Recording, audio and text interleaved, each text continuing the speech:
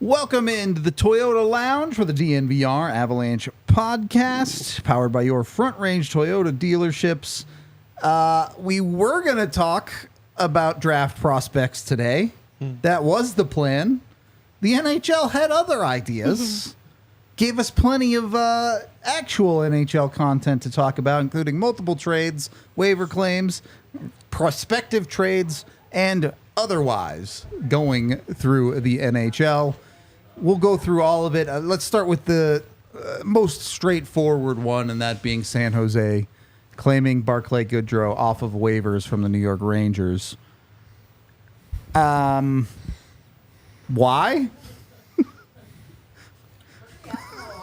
Is Mike Greer just doing random thing? Like, does Mike Greer have a random number generator in his office that it just decides what the San Jose Sharks do? Like, it kind of feels that way sometimes. What I think is interesting is you can't even dress this up as the Sharks are going to claim him with 3 more years of that deal and try to trade him elsewhere and get something for him because they can't retain money. yeah. Their retention slots are gone. They've used them all. So it's like they have to wait at least, another year until they can do that? Yep. So I guess this is big brain.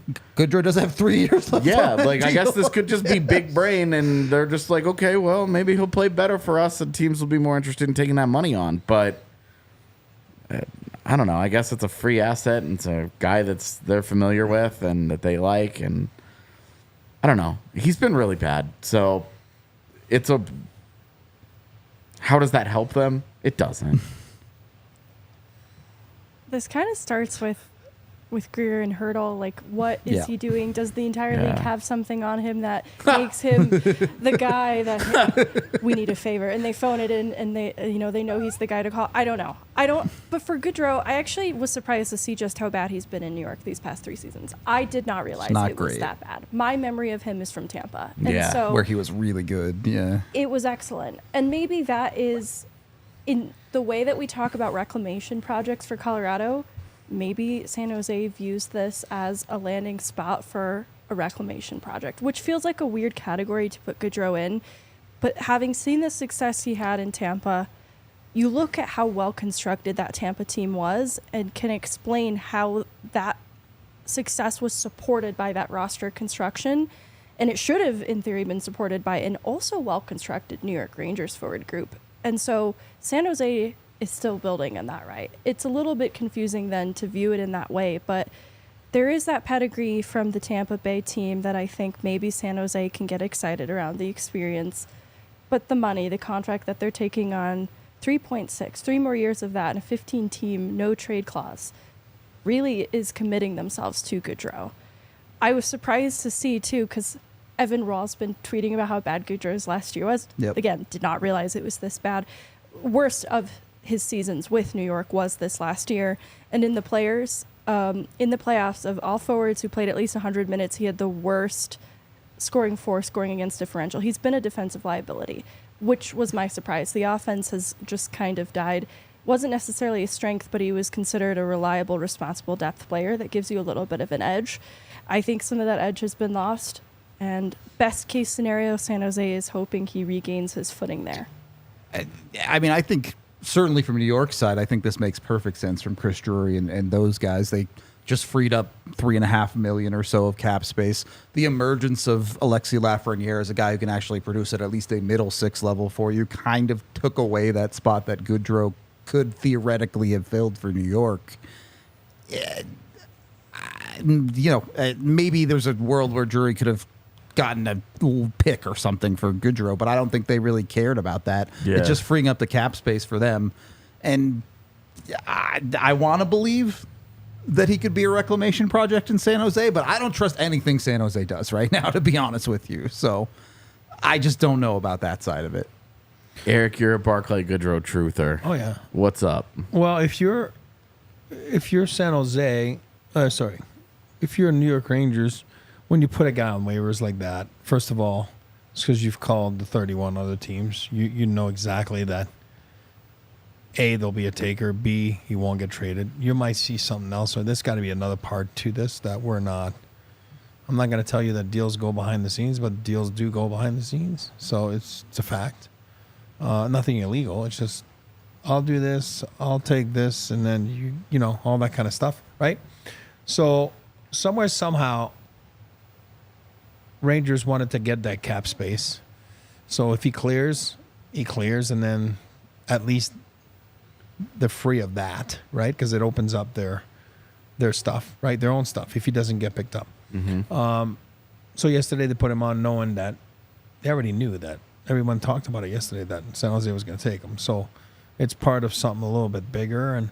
But if you're San Jose, you make that move is because you're keeping him for 3 years. You're not trying to keep him right now to trade him at the deadline in a year, you know, or whatever it is, 10 months from now. You're doing this because your franchise, it's as low as it can be, right? You know what I mean? It's restarting fresh. You know what I mean? For wherever Greer's doing or whatever he's not doing, he inherited something that he's trying to clean up in his own manners, right? In his own ways. Barclay Goodrow might not be the best player, but he's a heart and soul guy. He scored some big goals this year in the playoffs. Does he make too much money? But you know what? He's earned it over the years. He was a guy that wasn't making a lot of money. He's got a Stanley Cup. And I think if you're San Jose, you're trying to get players to make sure that the Will Smith and Macklin celebrating, who knows what he's going to be doing. I mean, those are all part of it to try to make sure that, for example, Celebrini next week, they say, okay, look, we're surrounding them with real veterans in a sense that Barclay Goodrow might not be the best player, but he's a heck of a locker room guy. When I hear people say, like, well, locker room guys are not important, then you've never been in a hockey team, you know, because it's very important. The locker room is crucial, you know what I mean? And if you have a bad locker room, you're not going to get the results on the ice. And Barclay Goodrow is a guy that's won. He knows what to do, and then he's been a San Jose Shark in those heydays too. Like, he knows what it takes to represent the Sharks in the community. So, yeah, if he's doing that for a reason, and he's doing that to bring in the guys together to make sure that they have the right leadership group. Because if you don't surround Will Smith and Macklin and those guys wrong, if you surround them with the wrong guys, we were talking about that, you and me, before the pod, right? You got to have the right older guys, and he seems to be a guy that they trust and they want to have around. And, you know, that's the only reason why they did that. Does that make sense? No. Does that help Rangers? Absolutely. You know what I mean? So they're washing their hands of a bad contract. You know, let's call it a spade, right? It's a bad contract. But it'd probably a better fit in San Jose than he is a New York Ranger. So somewhere, somehow, it works out.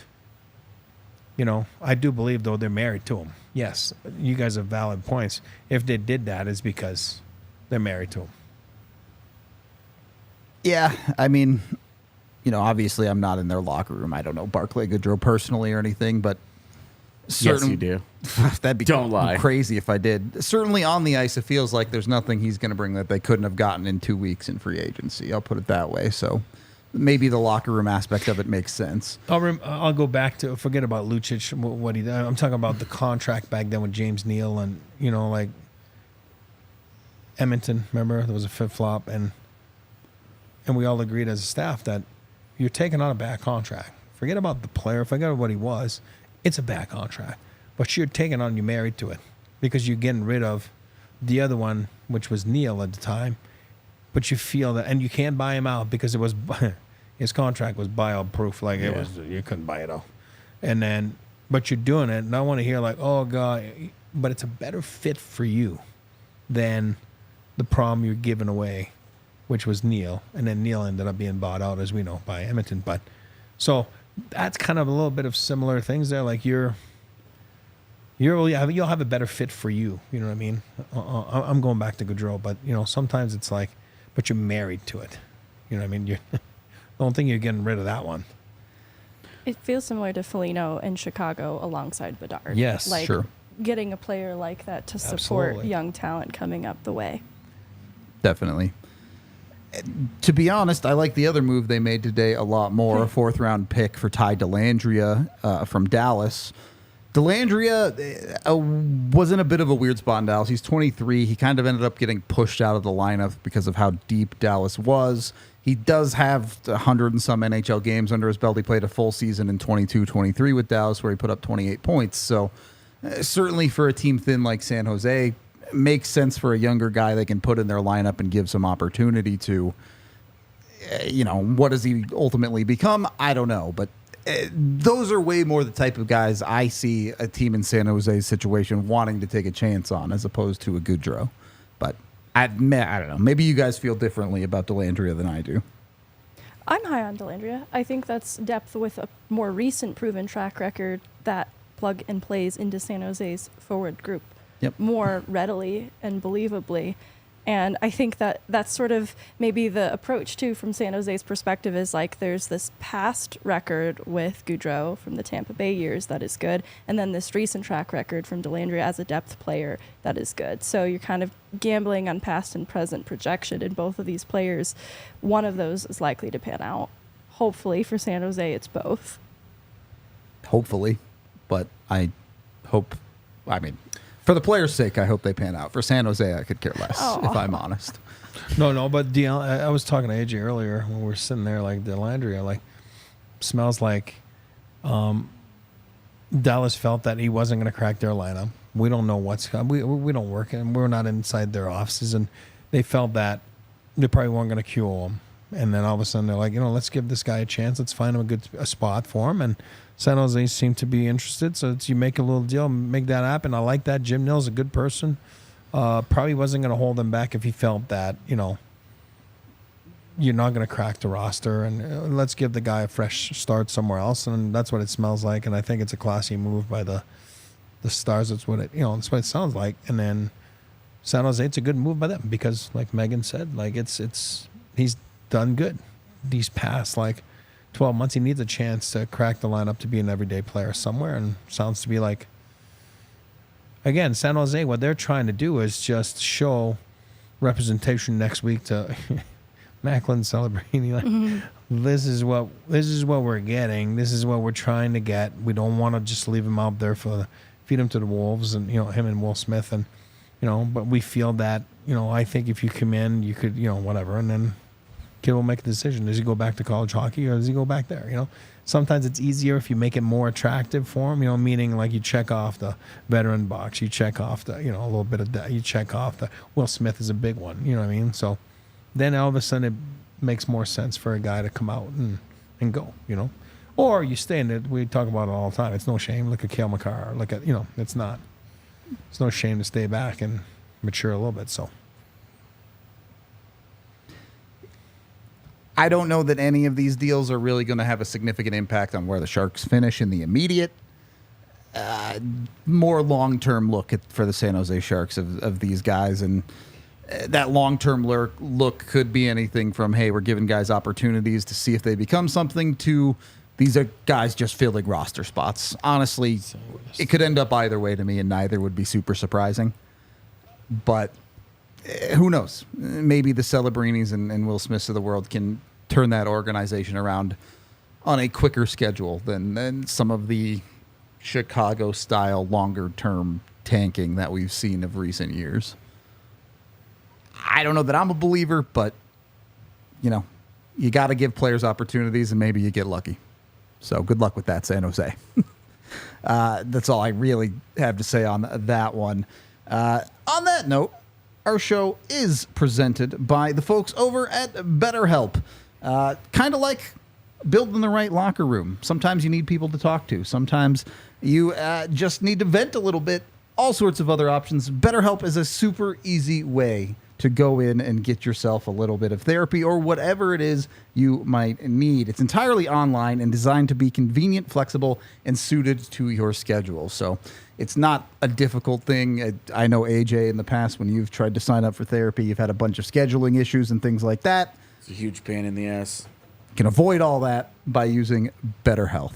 All you have to do is fill out a brief questionnaire to get matched with a licensed therapist and switch therapists anytime for no additional charge when it comes to BetterHelp. So make sure you get with them today. Become your own soulmate, whether you're looking for one or not. Visit BetterHelp.com/DNVR today, and you get 10% off your first month. That's BetterHelp, HELP.com/DNVR to get signed up today. Once you've got yourself all set up with that, make sure you're looking good with your Shady Rays. Go jump on it with Shady Rays. DNVR has a special offer for 35% off their polarized sunglasses this season. They've been rated 5 stars by over 300,000 people. Eric looking spiffy over there in his Shady Rays sunglasses. They work great. We all love them over here, especially I made the horrible life decision of living to the east of where I work, which is good for most people, but I work in the evenings usually. So I drive down 70 directly into the sun during game days all the time. Shady Rays saves me a lot of migraines. We'll put it to you that way when it comes to driving directly into the sun. Go over to shadyrays.com today. Be sure to check them out. Get yourself some sunglasses liked by over 300,000 people with a full 5 stars. And the coolest part is when you get your glasses, first 30 days, if you don't like them, you break them or you lose them, Shady Rays will replace them entirely for free. So shadyrays.com with that DNVR code to get 35% off any of their polarized sunglasses. Second period of the DNVR Avalanche podcast, and more trades to talk about before we get to the 2 big goalie trades. The rumor zone. Apparently, Carolina has taken a number of offers on Martin Necas, but has not liked any of them enough to say yes. So, looks like he's likely on the move. I don't understand that one. He's a freaking good player. Yeah. Like, I'm saying coming right into his prime, like, I don't understand. You're like, going to let Gensel walk, and then you're going to trade Necas. And Well, what's his ARB case at? Is that the problem? Like, is that? doesn't matter if he gives you 50 plus points a But year. that's my like- point. Okay, well, how bad can it be? Yeah. Like, that's my point. Like, it's just, why is it so complicated? Like, Yeah. I don't understand the appetite for moving I don't on think he's a from bad Necas. guy. I haven't heard that he's a bad guy. You know, It just doesn't really make sense to me unless Necas is like, I have no interest in staying, then doing it now. is he like the Kachuk? He's 1 year away from UFA. I got to look at. I mean, He's an eligible RFA. Yeah. that's what I mean. And then he's what, UFA So in 2? Carolina just doesn't want to pay him or something. Yeah, Is his ARB case that bad? Like, that's. I don't know, to be honest. I Yeah. don't mean either. That's what I'm saying. You know, if he's unhappy and he's told them I'm not going to sign a long-term deal, then now is when you do it. So, Who okay. knows? Yeah, But then wouldn't you like prioritize keeping Jake Gensel instead of shopping his rights for the last couple of weeks? Like, you would think. I don't think he wants to stay there. That's you're the gonna thing. leave. You're gonna Gensel. walk. You're gonna let Gensel leave. You're gonna trade Necas, and what? there's You're a gonna be better. shotgun blast in the middle of your forward core. Yeah, I don't. Teravainen's also a free agent. Yep. Like I just their whole defense outside of Chatfield and I guess now Slavin sounds like he's gonna stay. Yeah. I don't know. They just have a lot of work to do. So whatever. Yep. It's a weird one. The other rumor, it sounds like Philadelphia and Ottawa have some sort of deal in place, but they're not doing it yet. There's not really any names around it either, so I don't really know what's up with that one, but it's out there. Super cool deal. Yeah, right. The Like, Flyers and Sens may or may not have agreed to the framework of a trade that might take another week to complete. right, like, We'll keep you posted. Nice. just wanted to mention the rumors that were out there. It's going to be That's all. Sanheim and Chikrin, and we're all just going to go, why? Why? This was unnecessary. Yeah. The actual trades that have happened today. Let's start with the Calgary one, Calgary, New Jersey first. Jacob Markstrom getting moved to New Jersey, a team that needed a goaltender, for Kevin Ball and a 2025 first. Top 10 protected? Yeah. Why would you agree to that?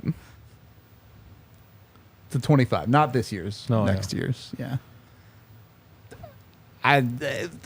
We knew they were looking to shop Markstrom. Is that a good return? Not really. I proposed trading the Avs for Kevin Ball yesterday Yeah. because I was like, meh, he's like a good third pairing guy that's big and does third pairing guy things, and he's cheap, and that's the interest. And now he's your guy and a top 10 protected first in 25. What was the deal that fell apart at the deadline? It couldn't have been this?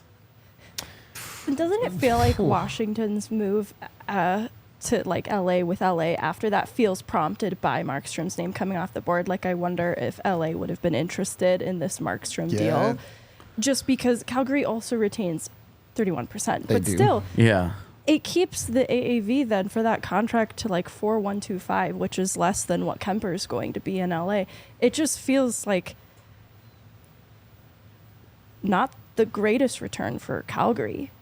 For a goaltender who completed a really good season, like above league average overall save percentage and in high danger chances, in what was a weird year for goaltending, I feel like that could have fetched a much bigger return for teams like LA who were desperate. I think if you're New Jersey, I think you feel great about this price, given the team that New Jersey has. Yeah. You love their forward core. They just desperately needed a real goaltender. Yeah. And Markstrom, I don't know, is he going to win you a Vezina? Probably not, but Yeah, but now Finalist 2 years ago. You go from didn't win, though. No, I know. Finalist, though. That means he's in top goalie. You go from the smorgasbord of mediocrity to Markstrom and Jake Allen. Yeah. Like- Two established goalies. Yeah, like you have to feel a lot better about that position on the whole now Oh, buddy. versus what you did a few months ago. Sheldon Keefe had no goalie for 5 years. Now he's been there a month and he's got like a great tandem. I'm being honest. But Wow. yeah, you two are right. Both of you mentioned it. Like, what other offers were out there for Jacob Markstrom that this is the one they I'm decided mad the to Avs go didn't with? try. No, like I'm being honest. So Kevin Ball gets traded for Taylor Hall, and now Jacob Markstrom. Who's he get traded for next? He just needs to continue to be the throw-in to all the big name deals. There you go. Just the extra guy. Yeah. Who does Calgary need to go out and get? I don't know. They're getting Val rid of everything. Machushkin. Matt Kachuk. Just kidding. That would be all-time funny if Matt But Kachuk Greer's went the guy back to to call Calgary. with the Nichushkin contract. Yeah. Yeah, it's definitely Greer. That definitely needs to be McCoy. Seems like- But That I guy- wouldn't wish that upon, I wouldn't wish that upon San Jose. They're trying to rebuild and clean slate, and that's a dirty plate. They got Barclay Goodrow to help get him to grow up. He will. It's just galaxy brain level stuff right Yeah, there. exactly.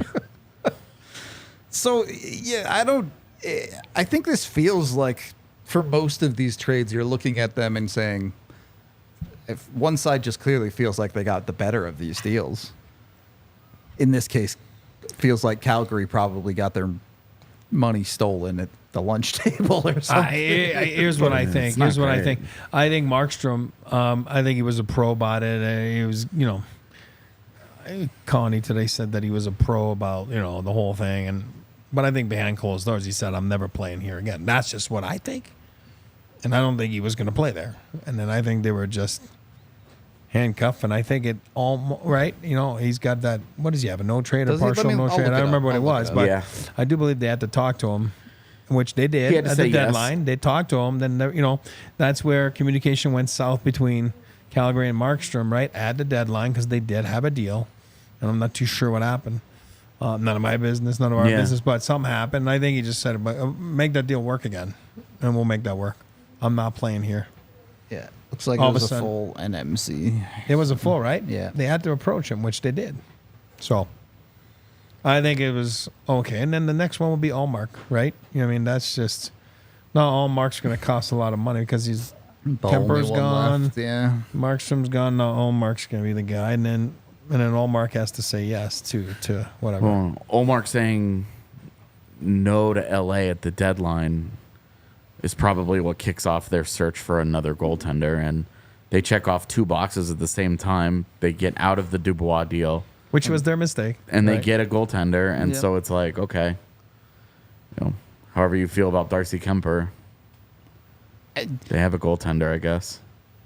To me, I think getting a goaltender in that deal is just icing on the cake for LA. To get out of the PLD contract. Completely scot-free, no retention. Like, That's what was keeping them from a goaltender too. Right. Like they were just in cap hell and so anchored at the deadline and unable to do anything. Yep. And they still needed a goaltender in Yep. part because of this huge PLD contract. So offloading it was probably one of the best things they could do. And honestly, it's not even to totally dunk on PLD. It didn't work out in LA because that kind of money for a third line center does not make any sense there. The contract was just dumb. And they're just so good, centers 1 and 2, that he had to be exceptional to fight for a 2C position. And he just couldn't be that guy in LA last year.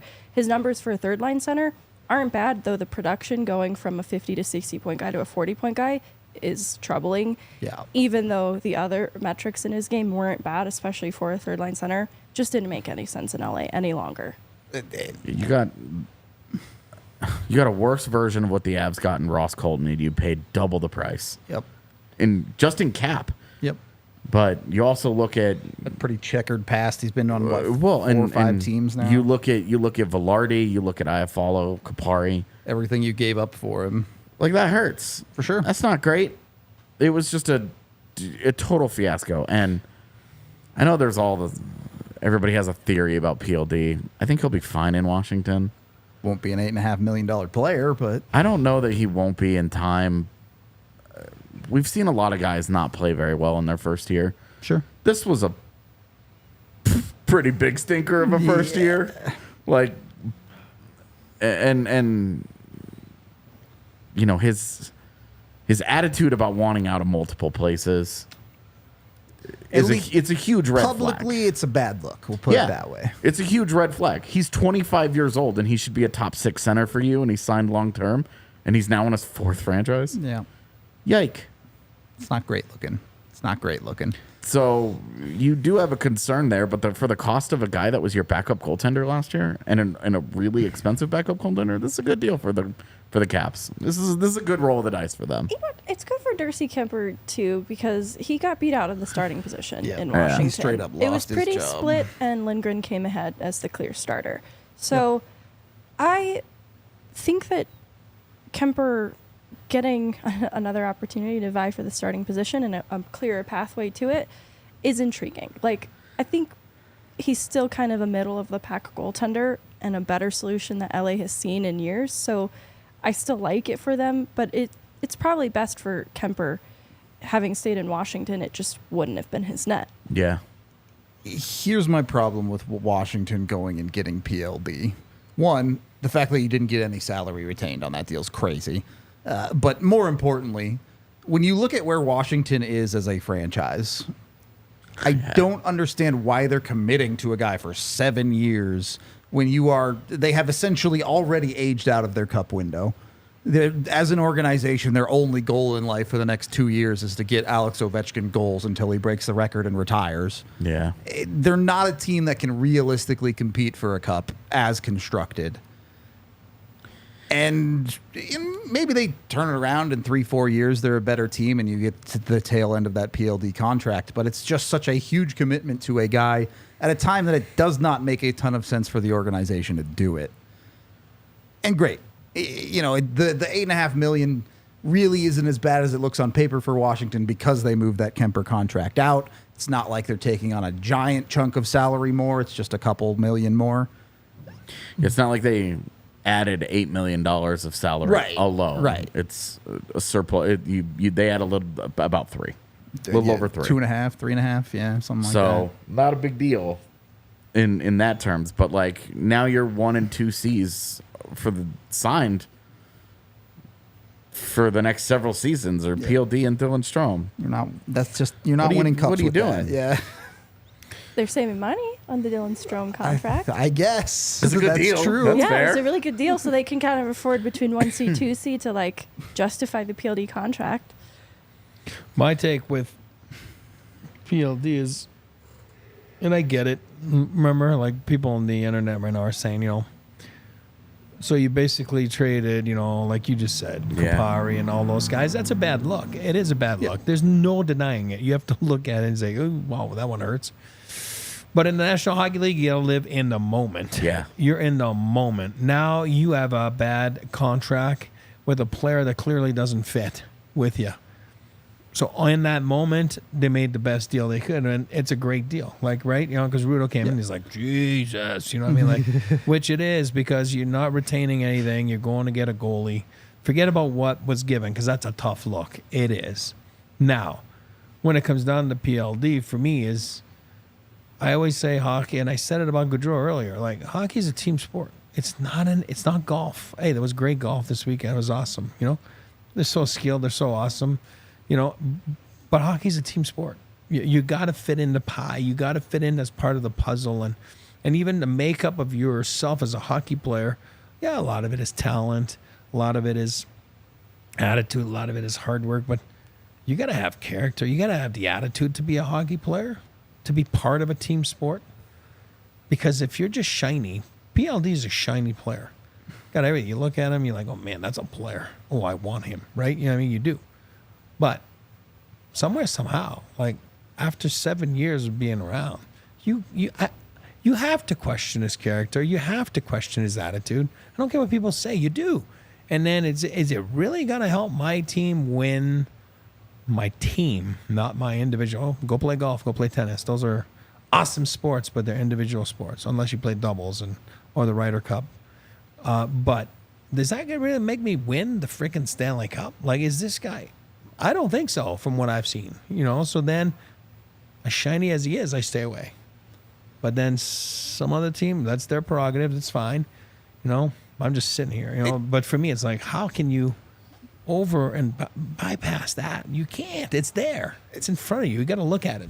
I love that you refer to him as shiny, because if you go and get a shiny player, sometimes you find out it might be fool's gold instead of the real gold, right? Yeah. One of those. It's cubic zirconia. Yeah, right. It's the lab grade stuff, not the real stuff. Hey, it's tough to play in the NHL. It is tough. It's a privilege to be in that. Go back to the guy you just talked about too, like Anthony Mantha. You don't think that guy's shiny? Like, you look at it, it's like, yeah, but there's got to be a problem. Has to be. In any case, How come no one can get it out of him? You know what I mean? if you want to make sure your balls are shiny and clean shaven, God. go get with Manscaped. He's got the title again. He wins. He gets it back. That's impressive. From fool's gold to Manscaped. Yeah, your balls don't want to be the fool's gold. They want to be the real thing. That's what Manscaped has for you. Use code AVS over at manscaped.com to get 20% off and free shipping when you get over there. If I have everyone on the show face palming, I think I did a good job. That's where I'm taking it with that one. Go get with them. They have their new Ultra Performance Package 5.0 with Manscaped. It has everything you need to prepare your summer bod.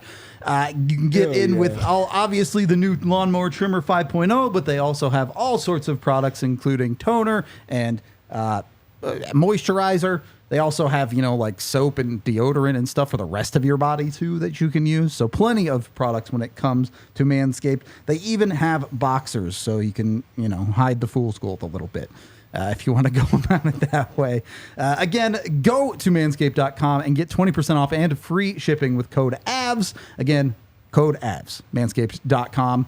Smooth sack summer. Get on board or get left behind. Once you've got smooth sack summer. What the fuck? Once you've got that all sorted out, make sure you're getting up on the ClutchBet app too to get the most unique Colorado sports bet out there. Obviously, Avs Nuggets aren't playing anymore, but I was right again last night. Wait for the Rockies bullpen to come in and hammer the bets against the Rockies. I knew I should have took it last night. Yep. I knew it. 7 runs against in the 9th inning. Outrageous. Tyler Kinley's horrible. It's bad. It's bad out there. You can make tons of bets, though. Since the Cup final didn't end, you can still get insurance on all first goal scorer and parlays for the Cup final. There is at least one more game, maybe 2, where you can get that in on the Cup. So go get over with ClutchBet rather today, excuse me.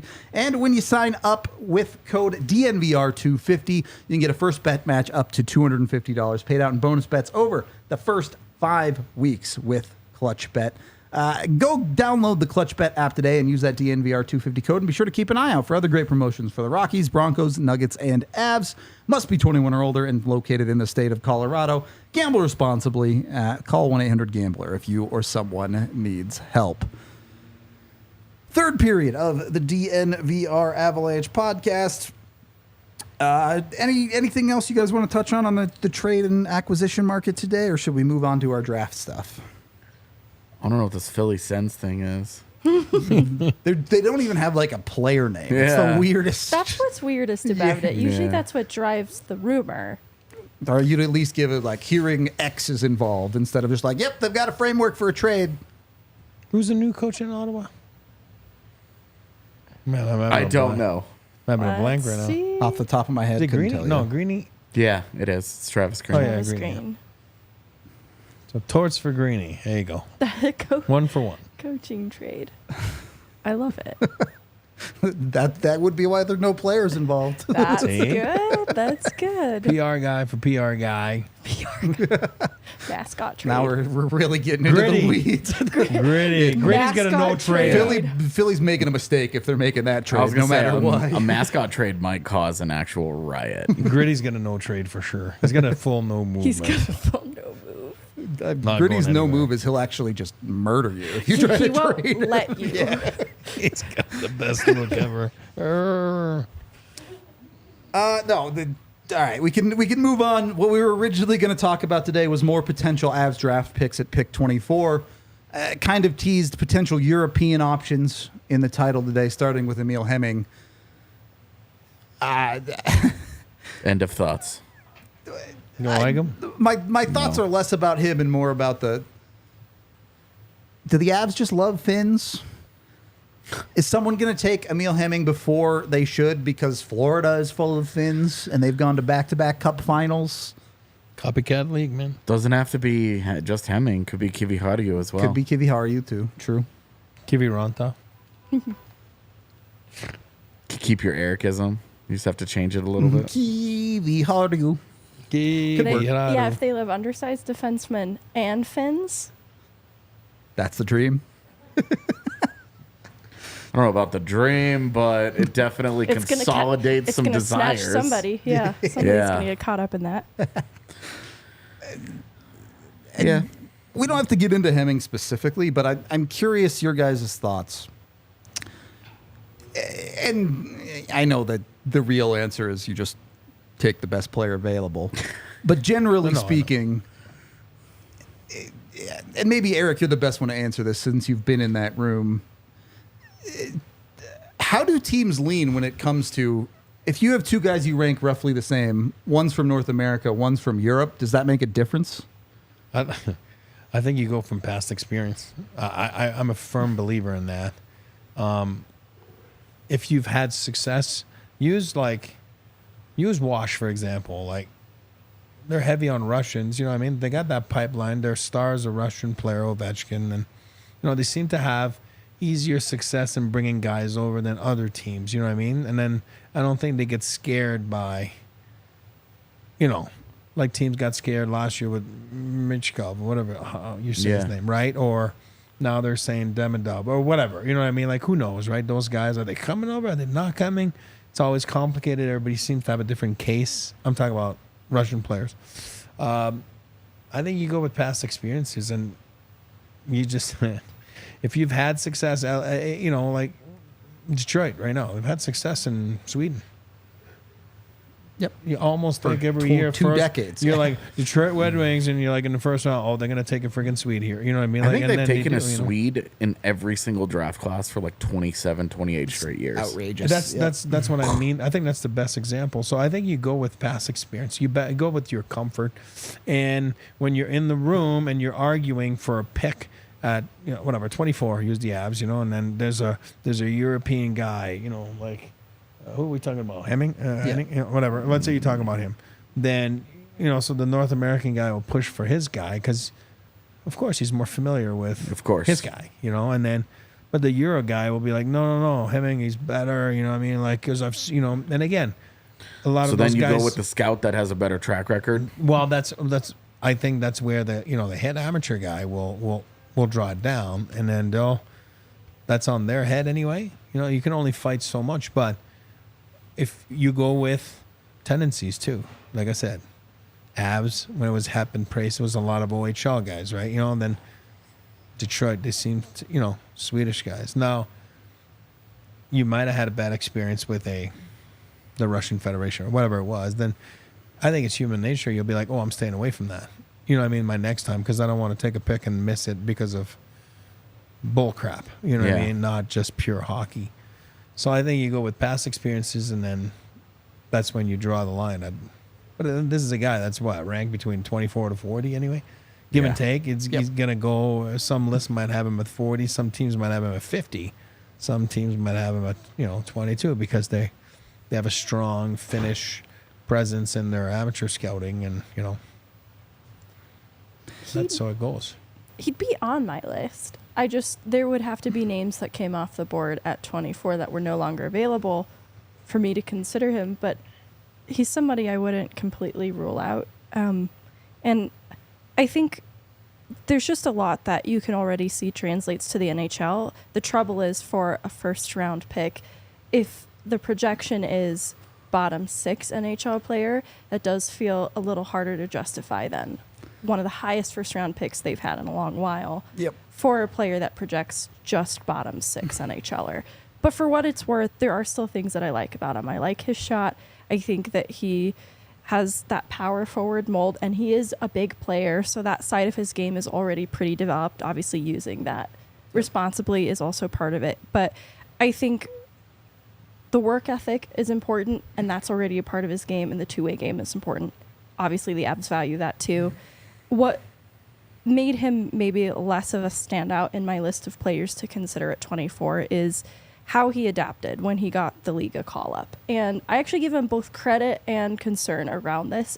His game popped a lot less when he played among men. Yep. It didn't completely disappear, but offensively, he just didn't really pop when he was playing among men. And he had to adapt, though, to a bottom 6 role there, which was a little bit different. And so because that body of work in playing amongst men, he did disappear just a little bit in that role. That would be the concern there. But there are parts of his game that already appear to be a weapon at the NHL level, like his shot.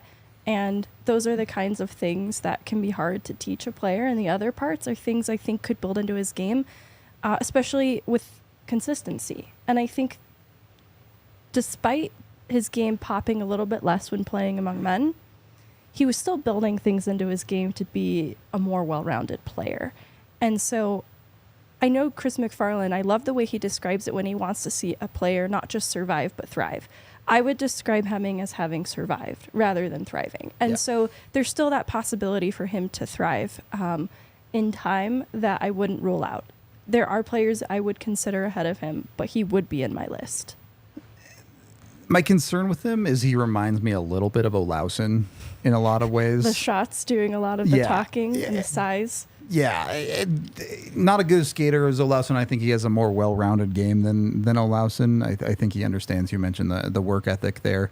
But I run into some of the same problems where I'm like, okay, he can shoot the puck well, but can he use his body to create space for himself enough at the NHL level? And I don't know if he can take that next step. If he can, great. Then maybe you are legitimately talking about a guy that maybe has a little bit more upside. But if he can't, like you mentioned, now you're talking about taking a guy who probably caps out as a third-line guy with pick 24. And I don't know. We talked a little bit yesterday on the show. I think we kind of prefer the Avs to take high-ceiling guys with this pick, but you can't, or rather high-floor guys, sorry. But you can't just completely sacrifice ceiling entirely either. So I wouldn't hate this pick, but I struggled to see him being the best player available at 24. I would put it that way. He's the kind of guy I take at 40. Sure. And he just feels milquetoast to me. You know, like that What kind of toast? milquetoast. So like that kind of really blah prospect that doesn't excite me in any way. Yeah. It's like he's fine. We talked about this with a Jet Luchenko yesterday. If they take him, I'm like, all right, this is like a 5 or a 6 out of 10. Kind of feel the same way about him, about Hemming, where I feel like Luchenko's Okay. a 5 or a 6. Hemming would probably be more like a 4 for me. But the only thing that you like about Luchenko, because both of them have upside problems, the only thing that you like about Luchenko is that I fully believe in his center. defensive side. Yeah, he could be a really good defensive Yeah. center. Skates fast as hell. Yep. Like, that's cool. That fits Colorado really nicely. but you're kind of still having this conversation about neither of these guys might be very good NHL players. And at 24, you like That's not good. at 24, you're not going to look at any of these guys and be like, You're not. I feel confident this guy's going to rock. He's Otherwise, gone he at wouldn't 10, be there. man. Yeah, exactly. He wouldn't be there. It's a fair point. So it's, I just, my problem with a lot of the European guys in this area of the draft was there weren't very many of them that I found all that exciting. Yeah. Honestly, even the guys a little bit higher up, like a Brandseg Nygaard, which don't get me wrong, I love his game. If you're looking for an exciting player, not really it. Yeah. Yeah. I mean, if you're looking for an exciting player at this stage of the draft, it's more like a Ryder Ritchie. Yep. A guy that's all highlight reel, but there's not much else. It's all style over substance. Can you find the next Wyatt Johnston is what you're trying to do there. Yeah. basically. I just don't know. I don't know that there's very many of these guys that really get me like Hyped amped. up about Amped it, up about it on like come draft day, or like a Leo Salin Wallenius, where all right, yeah, he's a good, solid skating, smart Swedish defenseman. Sometimes those guys turn into really good NHL players, and sometimes you get 2 years, 3 years down the road, and you go, yeah, this guy wasn't actually that good at anything on draft day. It was just kind of like he had on the 20/80 scale, he was a 40 out of everything top. Yeah. Like there wasn't anything that was going to get him to the NHL. And that's how you get placed as a low ceiling prospect. Yeah, Like, that's how you're like, okay, maybe this guy could be on your third pairing someday. Yep. And unless that guy is on a third pairing or a fourth line and is really, really good at one specific thing, It's hard for them to. it's a tough sell on draft day to take that guy 24th. Sure. Let's move over to North America here. I just said all that. They'll take Hemming. Replay the tape. If Hemming's not your favorite, how do you guys feel about Michael Haig? Better. I feel like he's not going to be there at 24, so I haven't spent a ton of time on it. He was in my piece the other day. Most people have him ranked in the late teens, for the Yeah. record. I hope he's not there, to be honest. Why I are you a don't think hater? he makes a ton of sense for Colorado. What's with this hating ass energy? Nothing against the prospect himself. Wish him all the success, but one, his skating is really clunky. It's a little awkward. And not that it's like horrible or anything, and, Yeah. and plenty of guys make that work at the NHL level. But when I look at an organization like the Avs, who particularly need these players to be able to pivot and change direction quickly to get up the ice, I just don't know if it's quite good enough for him to be able to play the Colorado systems. Just to be fair, though, we talked a little bit about this with Cal Ritchie last year, too. For sure. Like, skating is not a strength of Cal Ritchie's game, and he had a great year. And like, look, clunkiness in a skating stride is the one thing that you can actually fix when it comes to skating. That's not a just natural talent thing. You can get with a skating coach and correct your posture a little bit and things Yeah. like that. So it can be improved. But right now, the skating is a pretty big concern for me. I don't hate him as a player. I think he does a pretty good job as a guy who you can kind of drive play through and distribute pucks to guys. He balled out in the USHL this year. Yeah, he missed most of his D-1 with injury. Yep. So he gets back in, really slow start to the year. Mm-hmm. It's not great. Until it was. And then the end of the year was on fire. Yep. On fire. I watched one of his games. He was I can't remember if it was a 3 or 4 point night for him. And it was like every shift. He has the puck. He's just dominating. He's got good size. He's really good in transition. Yep. The skating is a little awkward, but the way that he plays in transition, he understands how to play. Mm-hmm. He understands how to look for trailers. He understands how to be the trailer up the ice. Really, really. And to me, I'm like, this is all hockey smarts. Yep. This is a guy that understands what's happening on the ice around him and knows how to exploit it. That is a thing that I think will continue to play up as he gets into higher levels. a really good transition player is always going to be a guy that interests me from an Avalanche perspective, even if he's not blazing fast. Go ahead. Well, and I think there's something powerful in his skating. It's clunky, but off the rush, there can be an explosiveness For sure. to it that I think makes him effective. Yep. And so I want to be careful too. Like you said, it is something that can be built upon, and I do think there's an instinct to play with pace that he's still working towards. Yeah. And I also think that his size and his ability to use it is also something he can build into his game, because he's 6 foot 187. That is not undersized, but it's not so big too that he can't be a more dynamic skater and use that to his advantage. And so I'm kind of talking about potential there. Those are things that need to be built into his game more, but I see the potential. Well, and this is what Eric talks about all the time on this show. Pace isn't necessarily the feet. It can be up here too. Yeah. And, every player has a certain balance. And if you have maybe a little bit weaker skating, a higher hockey sense can make up for that. And then some if you have a good enough one. So, I mean, you could be fast as hell and you can't process it. And that's why you Nail never see... Yakupov, dude. Well, yeah, you don't Andreas see... Athanasiou. You don't see the guys across... Or I'm not... I love Miles Wood. I'm just saying, Miles Wood with that speed would be a $10 million player if he could see him process everything. And again, no offense to Miles, I'm saying.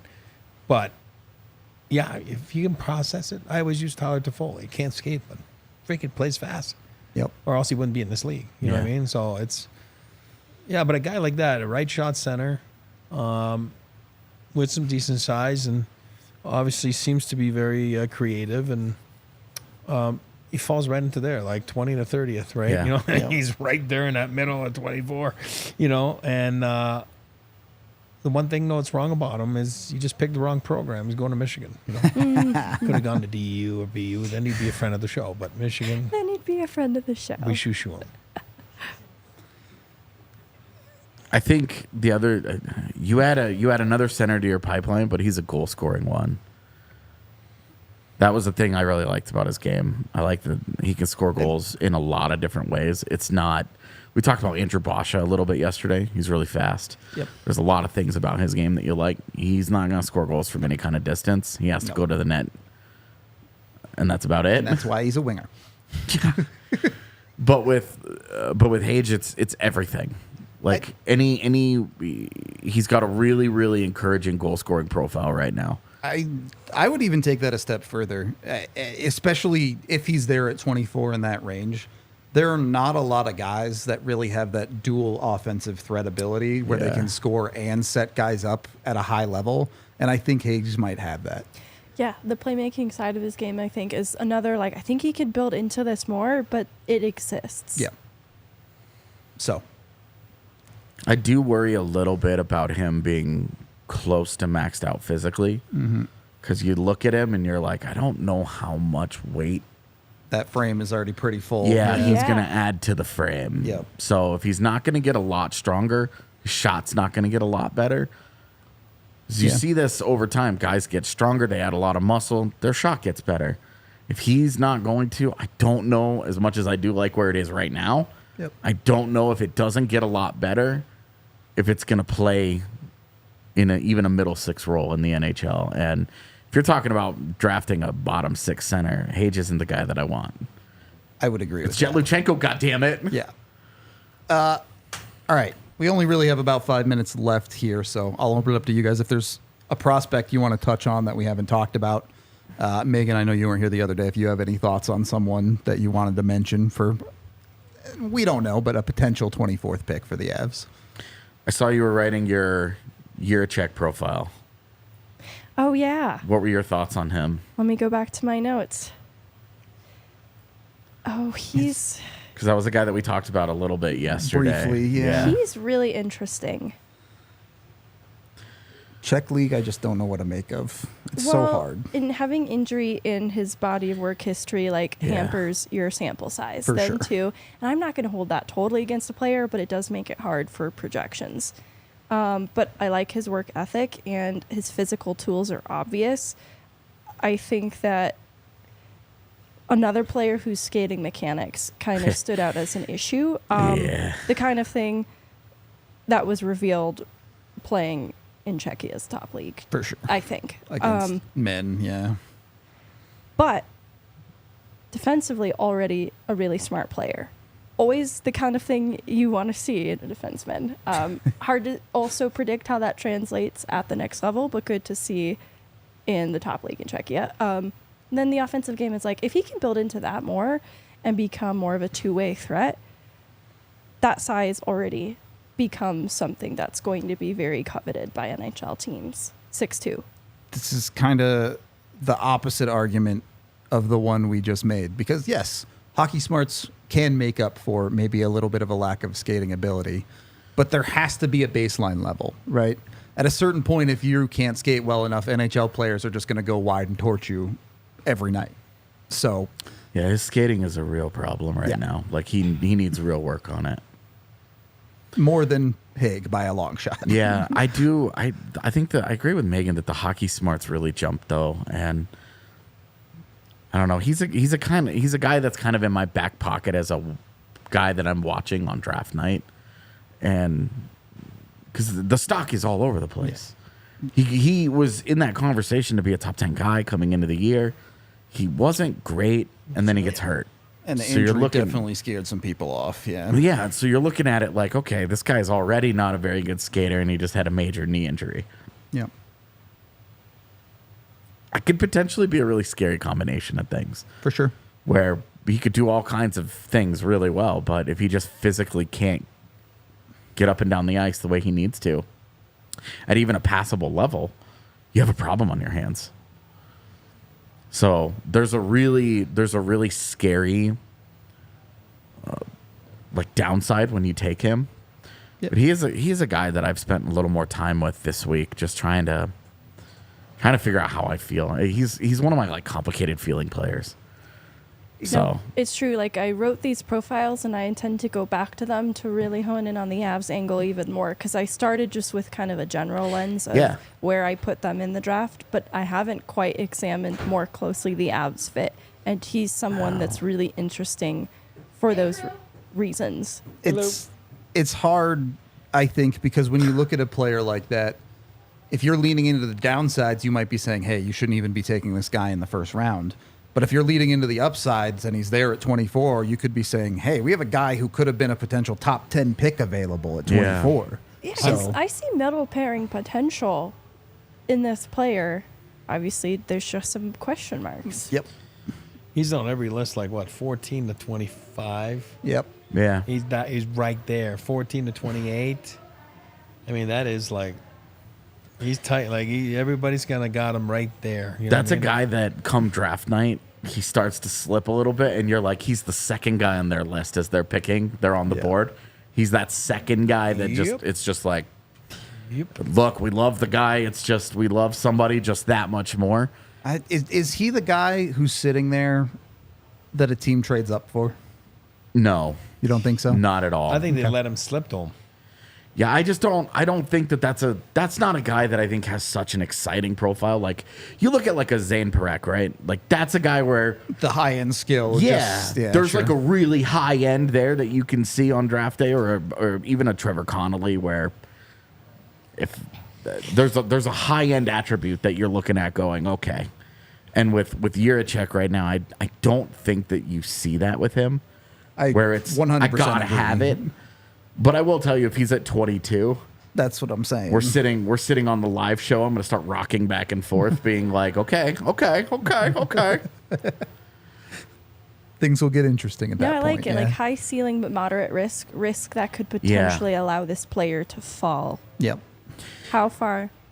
That will be the question. We'll have to wait and see. The Cal Ritchie profile from last year. Guy was hurt all year. Yeah. We don't know. Yeah. We didn't know how good really is he. How much does the injury impact him?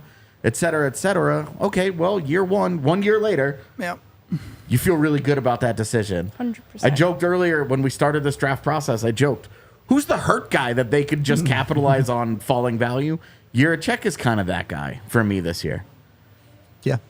It's not good skating, we won't make the same mistake twice in being too low on the player. Writing that guy off this time. Yeah. All right. we do have more draft stuff to talk about, but we are out of time for today, so we'll either have to do it tomorrow or there'll be a ton of it next week too. First of all, let's do a mock draft one of these days. yeah, I was We haven't gonna gotten to it gonna yet. do one next week. Okay. Between that and our roast my rosters, that's our plan for next week. Which, by the way, get your rosters ready.